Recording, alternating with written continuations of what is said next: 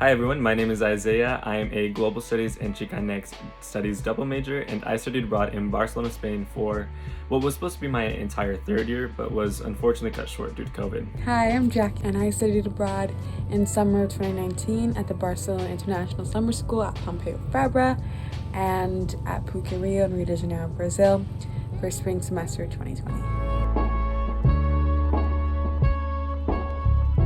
So I am Latina. Specifically, I am half Puerto Rican, quarter Mexican, and quarter Spanish. So a mix, but nonetheless, I am Latina. I am biracial. I identify as both Chicano, Mexican American, and Native American. I come from the Apache tribe.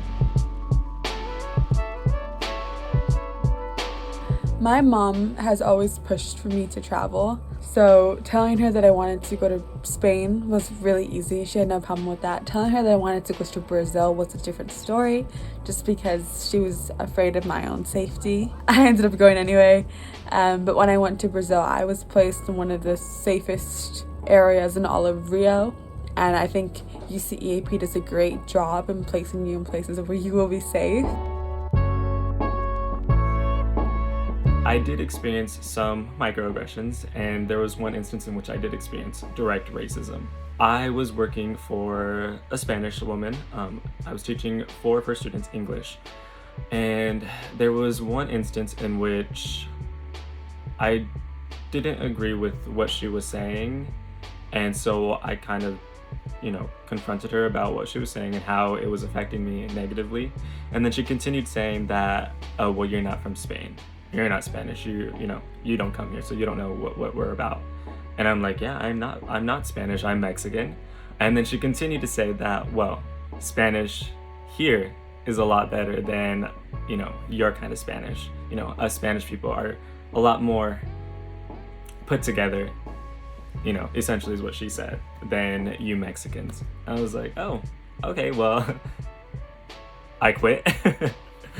So that was definitely difficult to bite down. Despite that one occasion, I don't think I experienced any other direct forms of racism while I was abroad in Spain. I know specifically I was on an airplane and I was flying to Germany, and a flight attendant served me purposely last, so that wasn't a fun experience.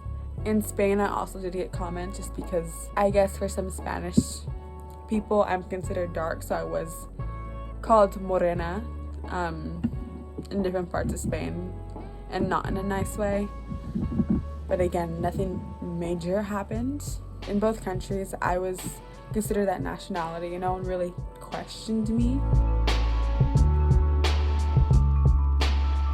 I would say academically, I decided to take all of my classes in Portuguese in Brazil, and I had taken a year of Portuguese before.